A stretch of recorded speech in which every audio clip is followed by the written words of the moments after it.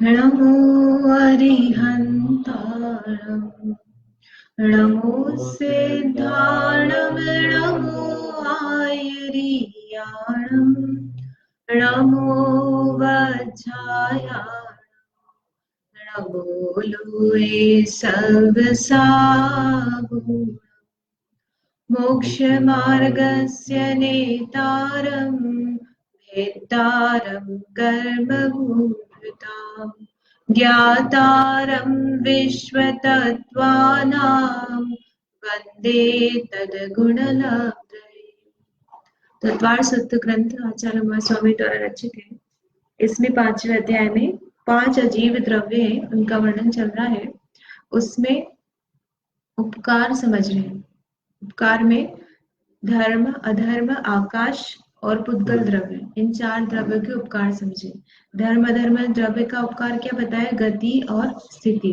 आकाश द्रव्य का उपकार अवगाहन और पुद्गल द्रव्य का उपकार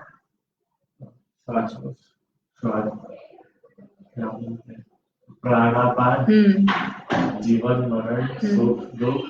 ये तो लिखे है यहाँ सामने। जीवन मरण, प्राणापान और क्या? जहां से शुरुआत की थी वो तो भूल गया। प्राणापान तो सबसे आखिरी में लिया था। उसके पहले क्या था? जीवन मरण नेक्स्ट सूत्र में किया अपन ने। शरीर है ना, शरीर, वचन, मन और प्राणापान। इंद्रियों और शरीर को तो भूल ही गए अपन। तो जीवन मरण भी जो है, शरीर मिलने पर ही जीवन मरण उपकार रूप होंगे ना। तो इस तरह से जीवन, ये शरीर, मन, वचन, मन, प्राणापान और सुख दुख, जीवन मरण, ये सब किसके उपकार बताए? पुद्गल के उपकार बताए। अब इसके बाद में जीव के बताते हैं। ये सूत्र जो है, इस सूत्र अपन पढ़ते हैं। कहाँ पढ़ते हैं? तीन लोग के नक्शा जो मंदिरों के दरवाजे पे बना होता है, जहां पर जैन धर्म का झंडा चिन्ह कुछ बना होता है, तो उसमें परस्पर ग्रहो जीवा नाम ऐसे लिखा होता है। तो क्या मतलब है इसका, ओपन समझते हैं। जैसे वो अभी एक उदाहरण आया था कि दूध का उफन जाना। हाँ। तो उधर आया तो क्वेश्चन कि जैसे जीव में शक्ति होती है कि अपने प्रदेश फैला लेता है समुद्र के टाइम। जैसे दूध है तपेली में, आधी तपेली भरी और वो उफना है तो ऊपर जाता, तो उसके मतलब उसका पुद्गल भी ऐसा है कि उसके प्रदेश फैलते हैं कुछ। अपन फिर आप उसको क्या बोलोगे कि जब वो मावा बन गया, मतलब जैसे 5 लीटर दूध था, उसका हमने 2 किलो मावा बना दिया, फिर अब क्या करेंगे उसमें? तो पर्याय बदल गई ना उसकी। पर्याय बदल गई, लेकिन परमाणु में भी कुछ कम ज्यादा बना हुआ ही होगा ना, ऐसा थोड़ी ना है।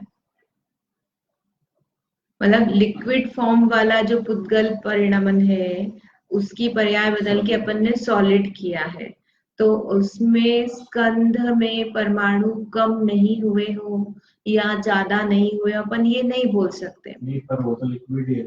जैसे पानी भी वो उबलता तो है। लिक्विड है, तो उसमें अपन गैस बुलबुले होते कि नहीं, जैसे गैस के कारण से उसमें अंदर मतलब हवा हो गई, उसके कारण वो उफना ऊपर जो अपन ने अग्नि लगाई ना, उससे उसमें बन गया। यानी पूरा की पूरा सॉलिड दूध ही आपका एक्सटेंड हो गया, ऐसा नहीं बोल सकते हम। ऐसे पानी में भी बुलबुले आते हैं, उफान आता है, तो पानी में बुलबुले वो किससे बन रहे? वो अंदर गैस ही तो होता है उसमें, अग्नि के निमित्त से उसमें गैस के बुलबुले हो जाते हैं, जिससे वो पानी ऊपर होता है, उठता है। क्योंकि गैस बंद कर देते तो अपन वापस नीचे बैठ जाता है। यदि वो फैला तो फैलने पर उसको फैले ही रहना चाहिए था।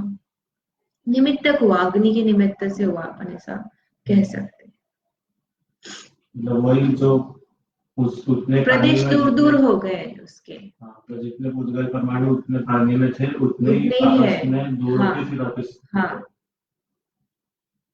उसकी संरचना इस प्रकार की कि उसमें अब दूर दूर रहने पर भी वो संगठित ही रहे, टूटा नहीं, दूध अन्य रूप नहीं हो गया, ऐसा अपन बोल सकते हैं।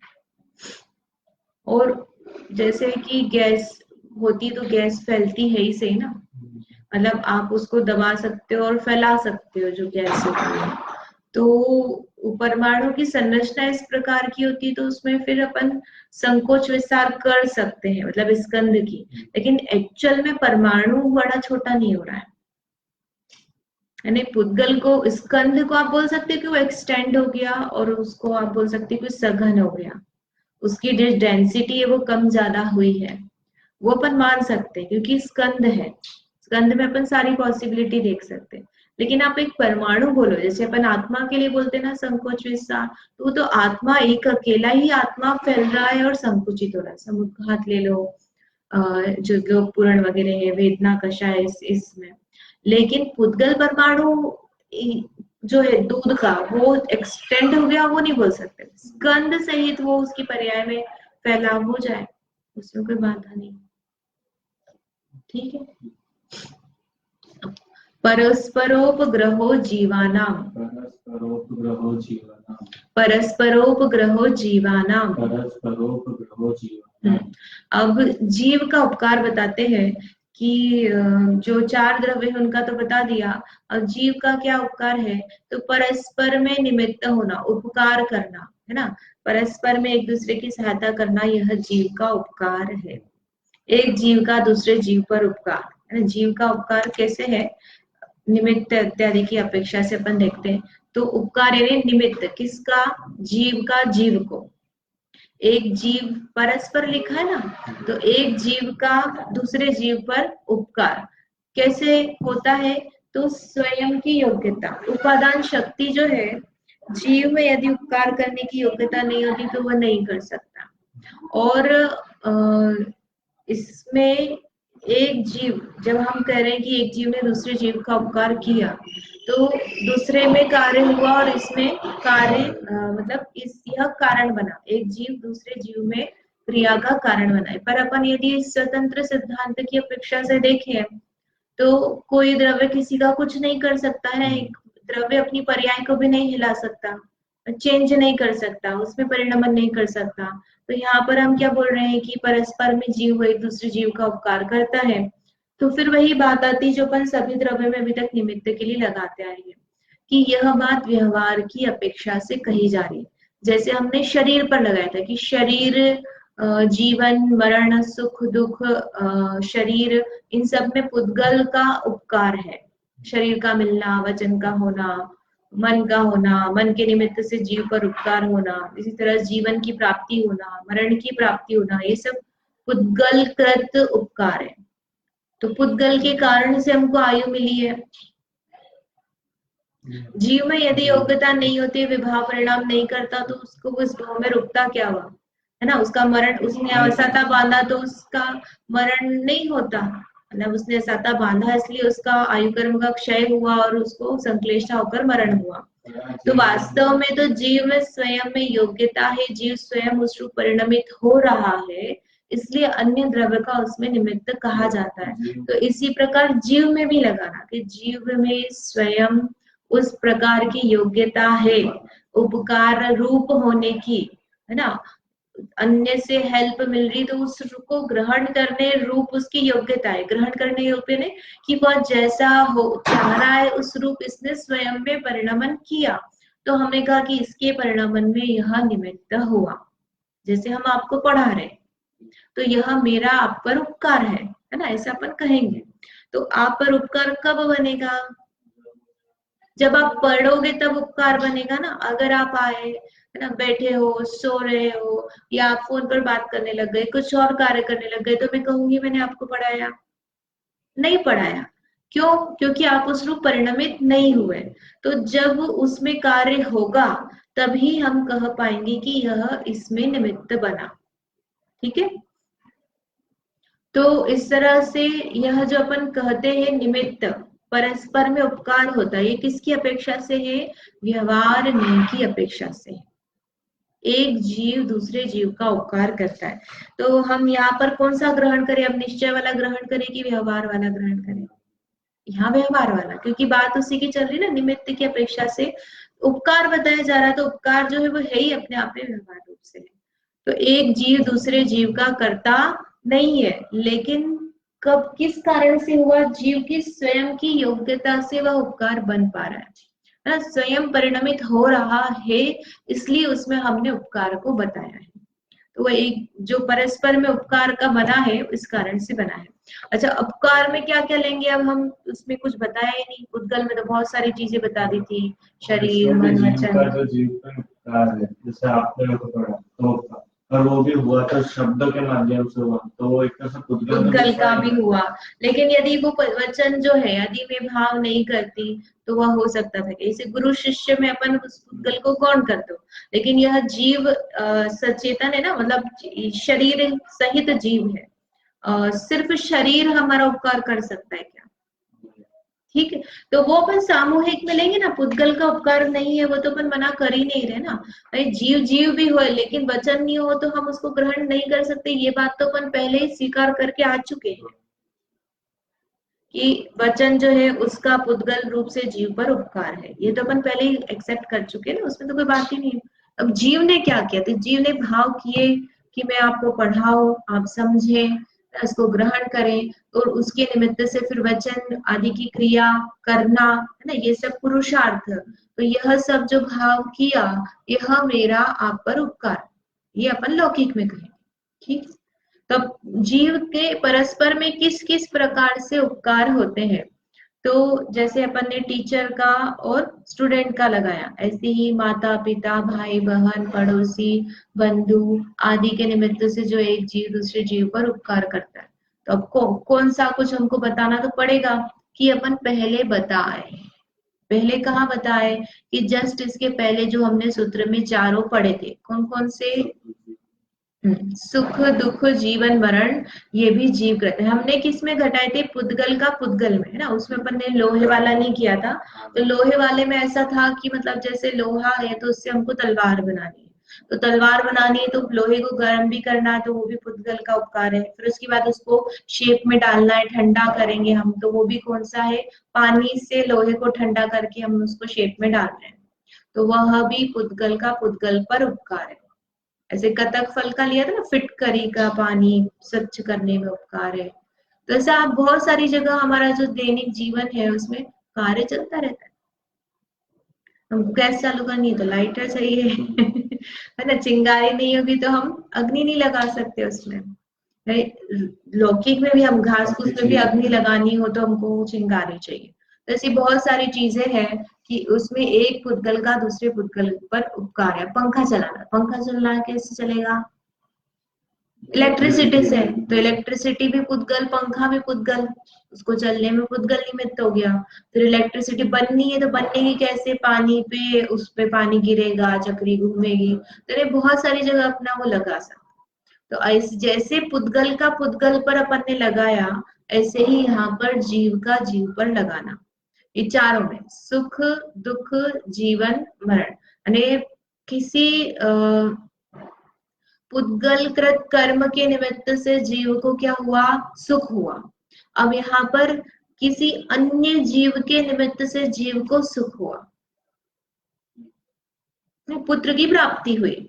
तो पुत्र की प्राप्ति हुई तो ये क्या हो गया, जीव का जीव पर सुख का उपकार हो गया, है ना। ऐसे ही कुछ हमने अभूतपूर्व कार्य किया जिससे हमारे मम्मी पापा को प्राउड हुआ, तो हमारे एक निमित्त से उनको सुख का अनुभव हुआ, या हमने कुछ ऐसा कार्य किया जिससे उनको दुख का अनुभवन हुआ, तो वहां पर क्या हो गया, दुख में हम निमित्त बन गए। इसी प्रकार जीवन और मरण में लगाना, जीवन मरण में होता ही है। कैसे होता है कि हम कुछ कार्य कर रहे हैं, जीव की हिंसा हो गई उसमें, तो उसके मरण में हम निमित्त हो गए। अब किसी जन्म दिया तो जीवन में निमित्त हो गए। तो जीवन मरण सुख दुख ये सब एक जीव से के दूसरे जीव पर उपकार बन जाते हैं, यानी पुद्गल के निमित्त भी हो जाते हैं और जीव के रूप में भी हो जाती है चारों चीजें। देख ही रहे ना हम कि सिर्फ कमरे में सारी चीजें कैसी है, पुद्गल रूप से रखी हुई है, तो उस चीजों के माध्यम से भी हमको सुख दुख की अनुभूति होती है।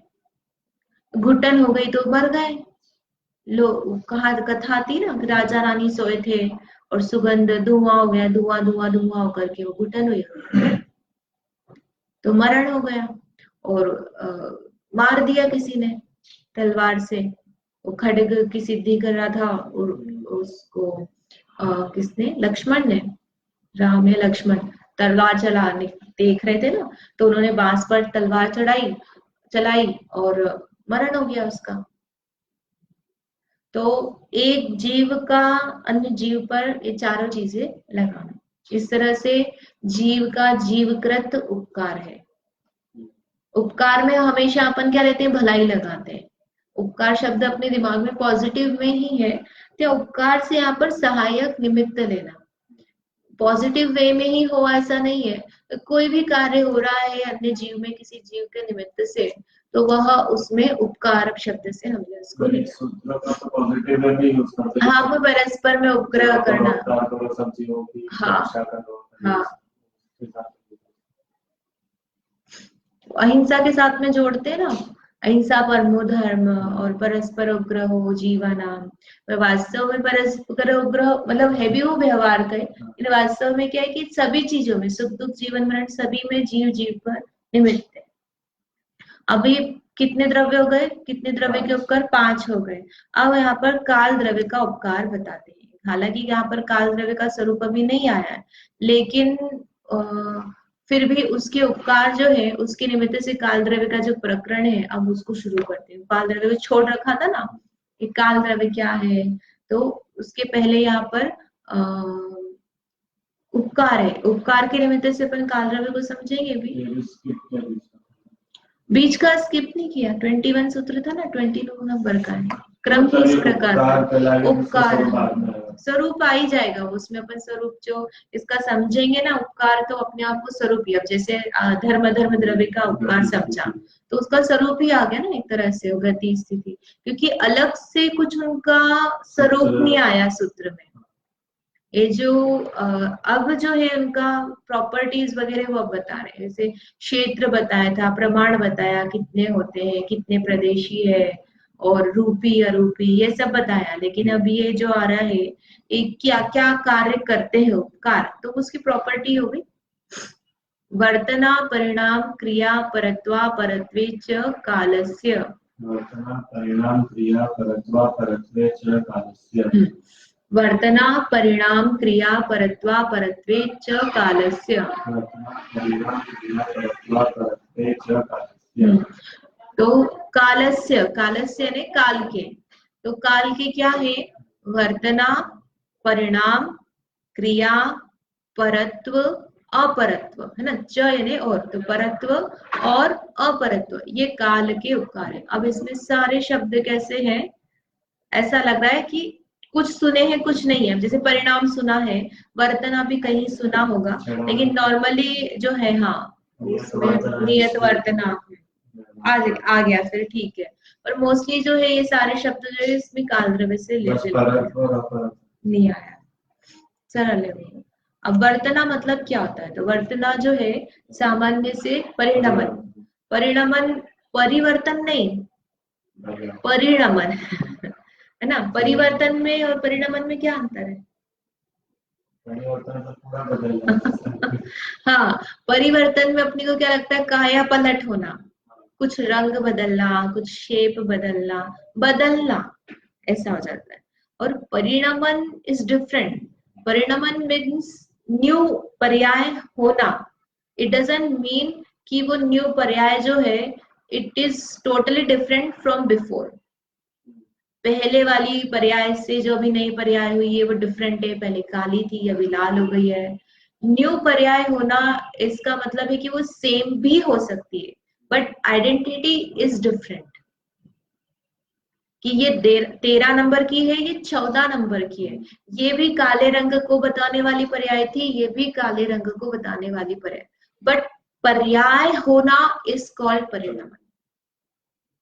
ठीक है, तो वर्तना वही हमने पढ़ लिया, इसको शब्द से समझते हैं।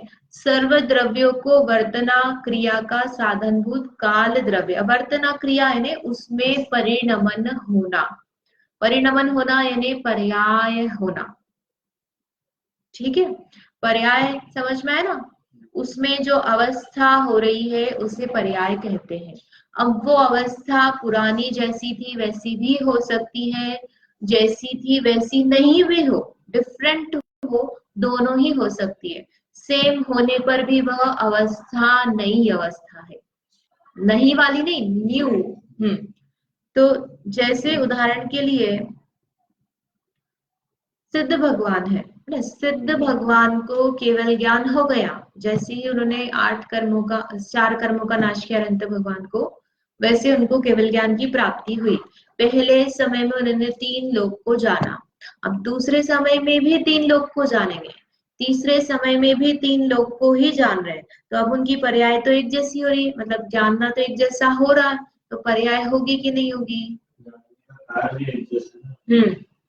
विषय एक जैसा है, लेकिन पर्याय तो अपने आप में हर समय नई नई नई नई हो रही है। उसका कंटेंट से हमको मतलब नहीं है, वो चेंज हो रहा है कि वो सेम है, बट पर्याय होना वह कहलाता है परिणमन। तो और वह परिणमन किसके निमित्त से होता है? तो बाहर में हम क्या कहते हैं, काल द्रव्य के निमित्त से होता है ना। और अंतरंग में क्या है, स्वयं में उस द्रव्य में योग्यता है। कैसे योग्यता है? कि द्रव्यत्व गुण है। 6 सामान्य गुण हमने पढ़े, कौन कौन से? तो उसमें द्रव्यत्व गुण क्या बताता है? नहीं, द्रव्य में द्रव्य द्रव्य में प्रति समय पर्याय होती रहती है ना। द्रव्य पना कायम है, गुरु लोगोत्व में चला जाएगा। द्रव्य में द्रव्य कोई गुण नहीं, दूसरे गुण रूप नहीं होता। अब वो पढ़ाओगे तो आपको ध्यान आएगा कि परिवर्तन और परिणमन में क्या अंतर है। शब्द अपन बच्चों को तो यही समझाते हैं कि हाँ परिवर्तन होना है, लेकिन आप जिस समय समझा रहे हो ना, उसी समय उसको भले ही छोटी क्लास का है, तब भी आप ये समझाओ कि परिणमन यानी इस सेम भी हो सकता है, भले उसमें आप नंबर डाल दो पर्याय में, और उसमें आप फिर उसको जो बता रहे हो तो ये चेंज ही हुए, ऐसा नहीं। अब जैसे वो तो बहुत सारी चीजों में आ जाएगा, दीवार है, चावल का दाना है, गेहूं का दाना है, प्रतिमा है, ये चीजें कुछ बदल ही नहीं रही है, तो ये बदल नहीं रही है तो फिर इसमें कुछ पर्याय भी नहीं हो रही है। परिणमन हर समय, परिवर्तन हर समय नहीं। तो सर्वद्रव्य में क्या द्रव्यत्व गुण पाया जाता है? द्रव्यत्व गुण यानी बहना, परिणमन होना, उसमें प्रति समय पर्याय होगी ही होगी, स्वयं से होगी। उसके लिए कोई एक व्यक्ति बैठा हुआ है, अब पर्याय हुए तो अब ये वाली, तू अब ये वाली, ऐसा है ही नहीं, है ना। जितनी देर में बोलेगा कि तू आ, इतनी देर में तो एक समय निकल जाएगा, उसकी पर्याय हो जाएगी। तो द्रव्य में पर्याय के लिए किसी को वेट नहीं करना पड़ता होने के लिए, वो स्वयं से होती है। और जैसे एक होती है, उसी समय पुरानी वाली नष्ट हो जाती है, और दूसरी भी बनी रहे और अगली भी आ जाए, ऐसा भी नहीं होता है। एक समय में एक ही पर्याय रहेगी। अवस्था जो है किसी भी प्रकार की आप ले लो, टोटली, है ना। भेद विवक्षा से अपन अलग अलग बताएंगे अलग अलग गुणों की, लेकिन एक अभेद विवक्षा से द्रव्य तो एक रूप ही है ना, सब मिक्स जितने भी गुणों की है। तो उस समय जो है, उसके बाद नेक्स्ट समय में उसकी पर्याय दूसरी रहेगी, न्यू पर्याय रहेगी। फिर तीसरे समय में, और वो कैसे हो रही है? खुद से हो रही है। खुद से कैसे हो रही है? कि उसमें द्रव्यत्व गुण है, तो ये द्रव्य की स्वयं की योग्यता है। लेकिन बाहर में हम उपकार कहेंगे तो किसका कहते हैं? काल द्रव्य का, कि काल द्रव्य पदार्थों के परिणमन में निमित्त है। तो उसका उदाहरण कैसा दिया है कि जैसे कुम्हार का चाक है। कुम्हार का चाक क्या होता है? एक आधार रहता है, हाँ, है ना, उसमें सीधे घूमता है नीचे जो रहता है, और उसके ऊपर फिर आप मिट्टी का लोया रख के उसको बनाते हो। तो जो कुम्हार का चाक है, वो चक्र को घूमने में सहकारी है। बेसिकली जो व्हील में अपना जो पहिया है, उस पहिए में जो अंदर रॉड टाइप का जो सिस्टम होता है, जिसपे वो पहिया घूमता है। तो ऐसे ही वो जो चक्र है, चक्र तो ये जो इतना लंबा सारा दिख रहा है, और उसमें जो बेस है जिस पर वो घूम रहा है,